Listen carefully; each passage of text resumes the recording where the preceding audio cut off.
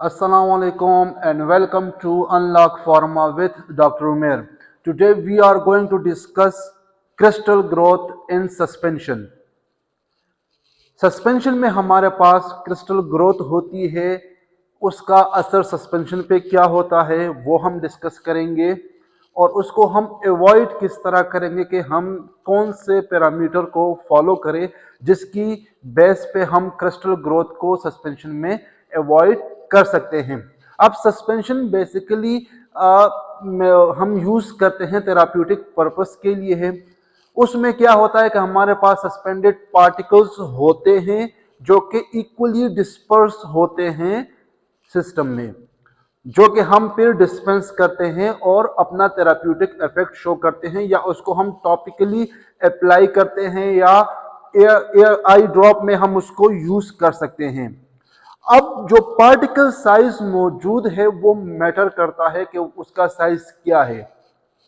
अगर specific range में suspension में पार्टिकल साइज होगा और डिस्पर्जन होगी इक्वली उसमें, तो हम उसको कहते हैं कि प्रॉपर स्टेबल सस्पेंशन है और उसको हम यूज करते हैं। लेकिन अगर स्पेसिफिक कंडीशन मिल गई उसको जिस पे अगर हम उसको स्टोर करें और स्टोरेज के बाद उसमें फ्लक्चुएशन हो गई, मींस के क्रिस्टल ग्रोथ हो गई। अब क्रिस्टल ग्रोथ होगी तो इसका मतलब है कि हमारे पास सस्पेंशन खराब हो गया, ब्रेक हो गया। सही है। क्यों होता है? क्योंकि हमारे पास हार्ड केक बनेगा। हार्ड केक जब बन जाता है वो नीचे बैठ जाता है तो क्या होगा? नॉर्मली इस तरह होता है कि अगर हम सस्पेंशन की बात करें तो पार्टिकल डिस्पर्स होते हैं इक्वली, पार्टिकल इक्वल डिस्पर्स होते हैं।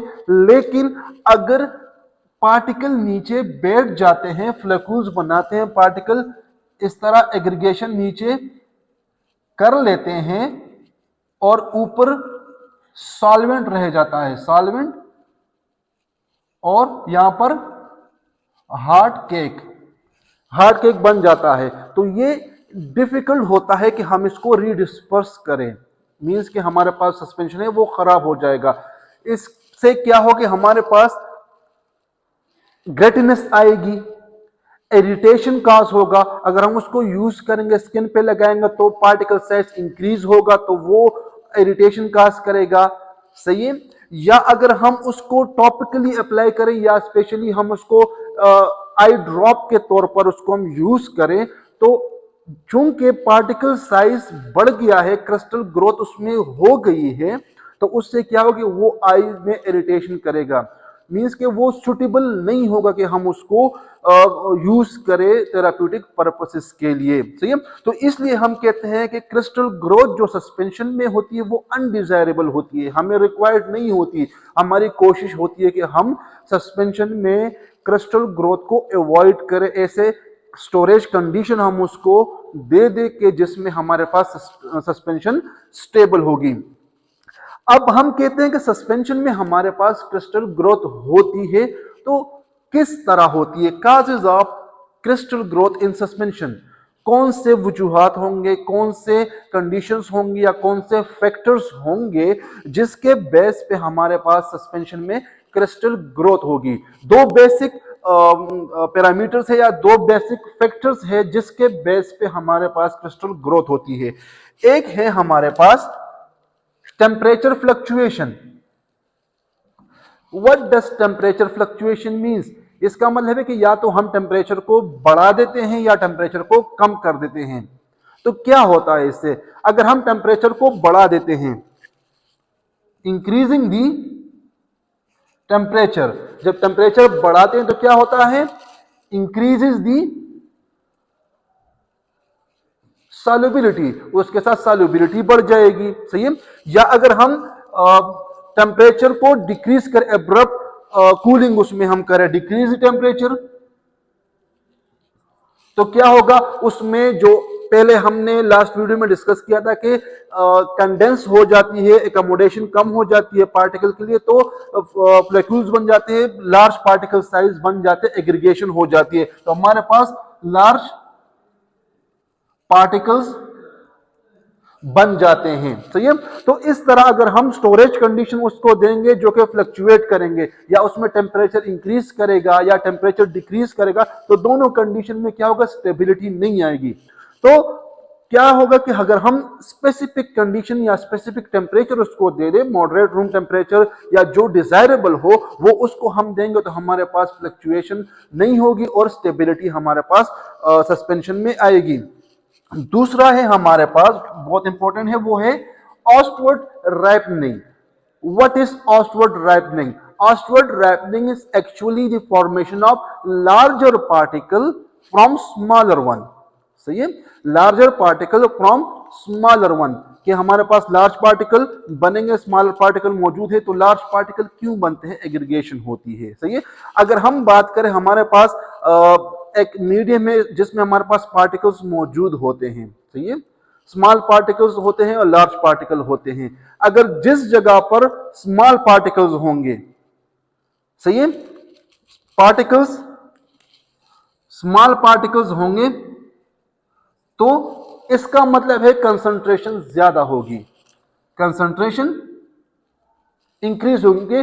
स्मॉल पार्टिकल होंगे तो स्पेस कम एकोमोडेट करेगा और पार्टिकल ज्यादा उसमें आएंगे, तो कंसंट्रेशन ज्यादा होगी। अब अगर पार्टिकल लार्ज पार्टिकल्स होंगे, पार्टिकल्स का साइज बड़ा होगा, इसका मतलब है कि पार्टिकल ऑक्युपाई स्पेस ज्यादा कर रहा है। जब ज्यादा स्पेस ऑक्युपाई करेगा तो एक स्पेसिफिक एरिया में कम पार्टिकल हमारे पास मौजूद होंगे, तो लो कंसंट्रेशन हमारे पास होगी। सही है, एक जगह पर कंसंट्रेशन ज्यादा होगी क्योंकि पार्टिकल साइज स्मॉल है, पार्टिकल कंसंट्रेशन ज्यादा होगी। दूसरे साइड पे अगर हम पार्टिकल बड़ा है हमारे पास तो कंसंट्रेशन कम होगी। जब कंसंट्रेशन कम होगी तो अब यहां पर देखें, एक जगह पर कंसंट्रेशन ज्यादा है और यहां पर कंसंट्रेशन कम है, तो क्या होगा, कंसंट्रेशन ग्रेडियंट आएगा। कंसंट्रेशन ज्यादा है, कंसंट्रेशन कम है, तो डिफ्यूजन की तरफ हम चले जाते हैं। लॉ ऑफ डिफ्यूजन क्या कहता है, movement of molecule from higher concentration to lower concentration. Lower concentration कौन सा होगा, जहां पर हमारे पास लार्ज पार्टिकल मौजूद होंगी। हाई कंसंट्रेशन कहां पर होगा, जहां पर हमारे पास स्मॉल पार्टिकल्स होंगे, तो वहां पर कंसंट्रेशन ज्यादा होगा। तो अब जब हम इसको सिस्टम को रखेंगे तो हमारे पास क्या होगा, मूवमेंट स्टार्ट हो जाएगी। ये स्मॉल पार्टिकल मूव कर जाएंगे टू लार्ज पार्टिकल जहां पर कंसंट्रेशन कम है, यहां से मूवमेंट स्टार्ट करेगी large particle from higher concentration to lower concentration. जब लोअर कंसंट्रेशन की तरफ पार्टिकल मूवमेंट स्टार्ट करेंगी तो लोअर कंसंट्रेशन पे ऑलरेडी पार्टिकल साइज बढ़ा हुआ है, जब और पार्टिकल यहां पर आएंगे तो एग्रीगेशन होगी, तो लार्ज पार्टिकल साइज जो होगा वो और भी बढ़ जाएगा, मींस क्रिस्टल ग्रोथ और भी होगी। इसके नतीजे में क्या होगा कि जो स्मॉल पार्टिकल है वो स्मॉल रह जाएंगे और जो लार्ज पार्टिकल है वो और भी बढ़ जाएंगे, उसका साइज बढ़ जाएगा, मींस क्रिस्टल ग्रोथ हो जाएगी। सही है। तो इस तरह हम कहते हैं कि ऑस्टवर्ड रैपनिंग के जरिए हमारे पास क्रिस्टल ग्रोथ होती है। तो बेसिक कंसेप्ट ये है कि यहां पर कंसंट्रेशन ग्रेडियंट है, तो हम इसको अवॉइड करें, कंसंट्रेशन ग्रेडियंट हमारे पास ना हो, मींस के सारे स्मॉल पार्टिकल्स जब होंगे तो कंसंट्रेशन ग्रेडियंट नहीं होगा, डिफ्यूजन नहीं होगी और आपके पास क्रिस्टल ग्रोथ नहीं होगी। सही है। So this was all about the causes of crystal growth in suspension. Now how to avoid crystal growth in suspension. अब हमने तो पढ़ लिया कि हमारे पास भाई सस्पेंशन ये चीजें हैं, क्रिस्टल ग्रोथ की वजह से ये इफेक्ट आते हैं जो कि अनडिजायरेबल हैं, और ये फैक्टर्स है वेरी इंपॉर्टेंट, दो फैक्टर्स है जिसकी वजह से क्रिस्टल ग्रोथ हमारे पास होती है। सही है। यहां तक तो हमने कंसेप्ट क्लियर कर दिया, लेकिन अब हम इसको अवॉइड किस तरह करेंगे। सही है। तो अवॉइड हम मुख्तलिफ तरीकों से करेंगे। उसमें सबसे पहला जो है, avoid temperature fluctuation during storage. जो यहां पर हमने कहा था कि टेम्परेचर फ्लक्चुएशन होगी तो हमारे पास क्रिस्टल ग्रोथ होगी। तो जब कभी भी हम स्टोरेज करेंगे सस्पेंशन की, तो ये बात हम बावर कराएंगे, ये बात इंश्योर कराएंगे कि हमारे पास टेम्परेचर फ्लक्चुएशन ना हो। टेम्परेचर फ्लक्चुएशन नहीं होगी, एक कांस्टेंट टेम्परेचर हम देंगे स्टोरेज एनवायरनमेंट में, तो क्रिस्टल ग्रोथ जो होगी वो सस्पेंशन में नहीं होगी। दूसरा है use of narrow size range particle. जैसा कि ऑस्टवर्ड राइपनिंग में हमने पढ़ा कि एक जगह पर पार्टिकल साइज बड़ा है और दूसरे एंड पे पार्टिकल साइज स्मॉल है, तो ये एक कंसंट्रेशन ग्रेडियंट हमारे पास आ जाता है जो कि लॉ ऑफ डिफ्यूजन को फॉलो करता है फिर, और जिसमें पार्टिकल मूवमेंट स्टार्ट करेगा from higher concentration to lower concentration. तो अगर हम नैरो साइज पार्टिकल रेंज के पार्टिकल यूज करेंगे जो कि स्मॉल साइज के होंगे, तो कंसंट्रेशन ग्रेडियंट वाला फैक्टर हम एलिमिनेट कर लेंगे, और उसको एलिमिनेट करने का फायदा यह है कि हमारे पास क्रिस्टल ग्रोथ नहीं होगी, एक कांस्टेंट होमोजेनियस एनवायरनमेंट हम प्रोवाइड कर लेंगे। नेक्स्ट है selection of more stable crystalline form.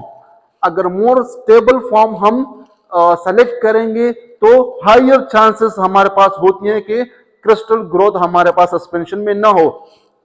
अगर स्टेबिलिटी कांस्टेंट ना हो, यूनिफॉर्म ना हो, या मोर स्टेबल फॉर्म ना हो जो कि इंटर कन्वर्टेबल हो, एक फॉर्म में दूसरे फॉर्म में कन्वर्ट होता हो, तो उससे क्या होगा कि अगर हम जब उसको स्टोरेज करेंगे तो एक फॉर्म दूसरे फॉर्म में कन्वर्ट होगा क्रिस्टलाइन फॉर्म में, और क्रिस्टल ग्रोथ उसमें होगी।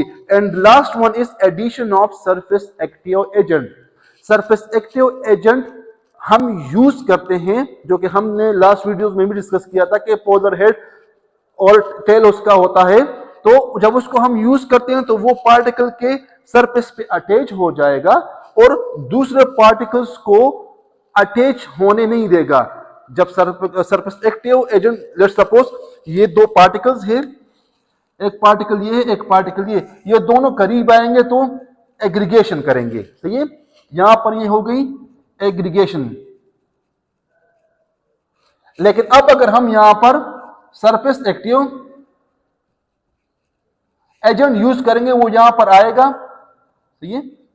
यहां पर सरफेस एक्टिव एजेंट हमने ऐड कर दिया, तो ये सरफेस एक्टिव एजेंट इस पार्टिकल को इसके करीब आने नहीं देगा। जब ये इसके करीब आने नहीं देगा मींस के क्रिस्टल ग्रोथ नहीं होगी, क्रिस्टल ग्रोथ अवॉइड होगी और हमारे पास स्टेबिलिटी ऑफ सस्पेंशन मेंटेन होगी, सही। सो this was all about crystal growth in suspension and how to avoid crystal growth in suspension. If you want to take a screenshot, you may take it from the board. For more videos, subscribe Unlock Pharma with Dr. Umair. Thank you.